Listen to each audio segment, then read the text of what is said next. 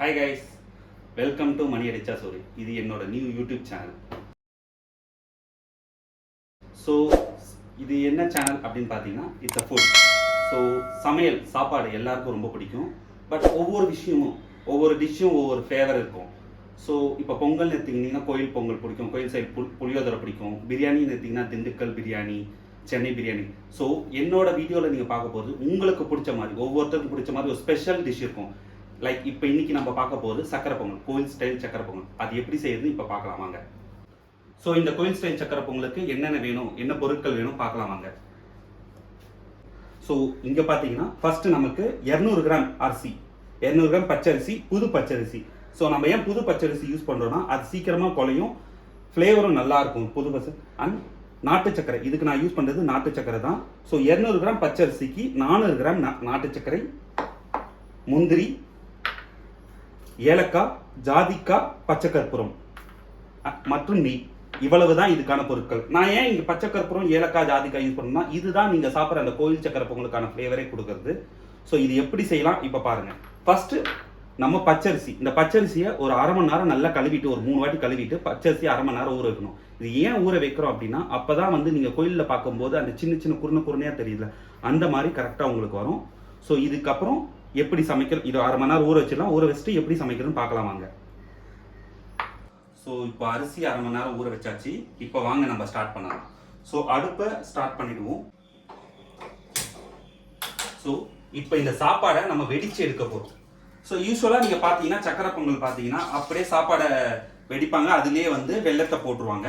But நம்ம என்ன பண்ண போகிறோம் அப்படின்னா வெடிச்சு எடுக்க போகிறோம். இது எதுக்காக இந்த மாதிரி வெடிச்சு எடுக்கிறோம் அப்படின்னா சாப்பாடு அப்படியே நீங்கள் அதிலே வெல்லம் போடும்போது அதில் இருக்க கஞ்சி தண்ணியால் உங்களுக்கு கொலப்பு தன்மை கிடைக்கும். நீங்கள் யூஸ்வலாக சக்கரை பொங்கல் வீட்டிலலாம் செய்து பார்த்தீங்கன்னா அது சின்ன ஒரு கொலப்பாக இருக்கும்.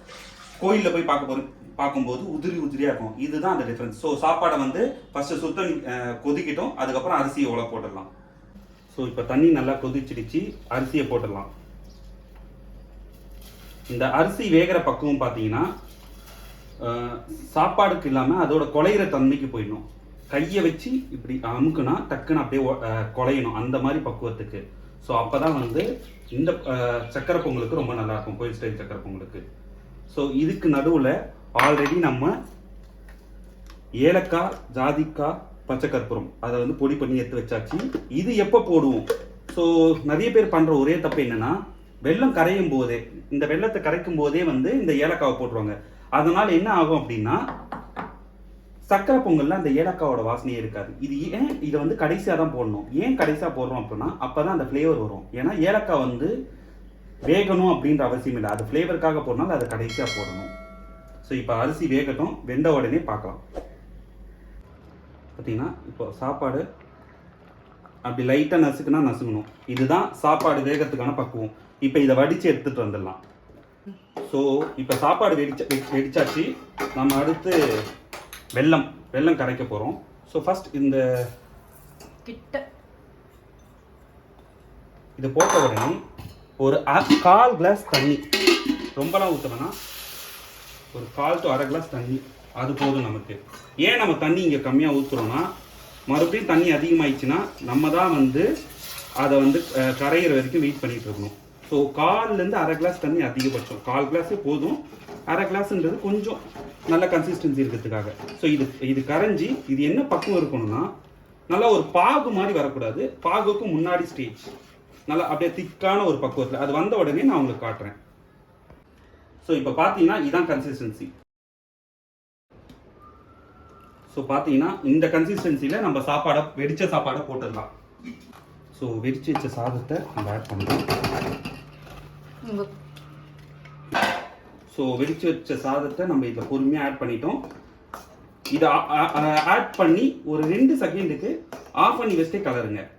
ஏன் அப்படின்னா இதை போட்டு நம்ம ஆஃப் பண்ணிட்டு கலரும் போது லைட்டாக கொதிக்கும், எகிரி வரும், அது மேலே பட்டுச்சுன்னா எரியும். ஸோ அதனால் நான் ஆஃப் பண்ணிட்டு தான் ஃபஸ்ட்டு லைட்டாக கலரிக்கிறேன், அதுக்கப்புறம் மறுபடியும் ஆன் பண்ணிக்கிறேன். ஸோ இப்போ நல்லா கலரிட்டேன், இப்போ ஆன் பண்ணிக்கிறேன்.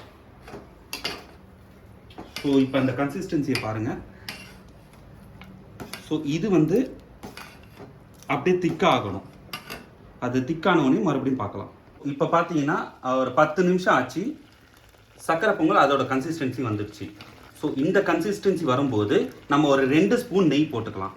இப்போ 2 ஸ்பூன் நெய் போட்டுட்டு லைட்டாக கிளறிட்டு மறுபடியும் ஒரு 2 நிமிஷம், அதுக்கப்புறம் நம்ம ஆஃப் பண்ணிக்கலாம்.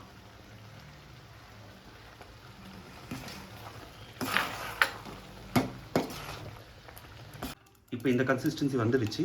ஸோ நெக்ஸ்ட் நம்ம என்ன பண்ண போகிறோம் அப்படின்னா, முந்திரி திராட்சையை மட்டும் வறுத்து அதில் போட்டுட்டு நம்ம அரைச்சி வச்சிருக்க அந்த பொடியை ஆட் பண்ணிக்கலாம். ஸோ இப்போ அடுத்து நெக்ஸ்ட் அதை பார்க்கலாம். ஸோ இப்போ நம்ம அடுத்து முந்திரி வறுத்துக்கலாம். ஸோ நெய் பார்த்தீங்கன்னா ஒரு 3லேருந்து 3.5 ஸ்பூன் உங்களுக்கு ஏற்ற மாதிரி. 3 ஸ்பூன் போட்டால் கரெக்டாக இருக்கும். உங்களுக்கு வேணும்னா 3 ஸ்பூன் 4 ஸ்பூன் கூட போட்டுக்கலாம். 3 ஸ்பூன் கரெக்டான அளவு இந்த சக்கரை பொங்கலுக்கு. உங்களுக்கு நெய் ரொம்ப அதிகமாக பிடிக்கும், முந்திரி பருப்பு அதிகமாக பிடிக்கும் அப்படின்னா நீங்கள் அதுக்கேற்ற மாதிரி போட்டுடலாம். இப்போ அந்த நெய் காயும் போது அதில் இந்த முந்திரி திராட்சையை போட்டுடலாம். இப்பயே போட்டுட்டு அது ஏன் இப்பயே நம்ம போடுறோம்னா கரெக்டாக அந்த நெய் காயத்துக்கும் இதெல்லாம் பொரிஞ்சு வர்றதுக்கும் கரெக்டாக இருக்கும். இப்போ இது பொரிஞ்சு வந்த உடனே இதில் எடுத்து போட வேண்டியது தான். ஓகே, இப்போ இந்த வறுபடுற பக்குவம் நான் வந்த உடனே சொல்கிறேன். இப்போ நம்ம சக்கரை பொங்கல் பார்த்தீங்கன்னா கரெக்டான கன்சிஸ்டன்சியில் இருக்குது, பார்த்தீங்கன்னா ஒட்டலை. ஸோ இதுக்கப்புறம் அந்த பவுடர்லாம் போட்ட உடனே அந்த ஃப்ளேவர் பார்த்தீங்கன்னா உங்களுக்கு ஆட்டோமேட்டிக்காக உங்கள் வீட்டுக்கு வராங்க, ஒரு கெஸ்ட் வராங்க அப்படின்னா அவங்க ஆட்டோமேட்டிக்காக கேட்பாங்க எங்கள் கோயிலில் சக்கரை பொங்கல் மாதிரி இருக்கே அப்படின்ட்டு. இதுதான் ஒரு சமையல் செய்கிறோம் அப்படின்னா அது நமக்கான பக்குவத்தில் இருக்கும், அதுதான் நம்ம பார்க்கணும். ஸோ இப்போ வறுத்த இது வந்து போதும். இப்போ நம்ம இதை வந்து சக்கரை பொங்கலில் போட்டுடலாம்.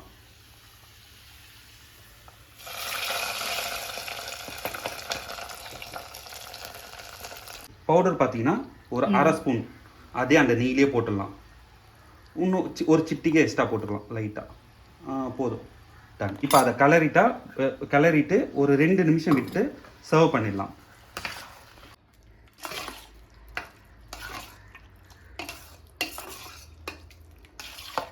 ஆஹா, என்ன கமகமன்னு இருக்குது.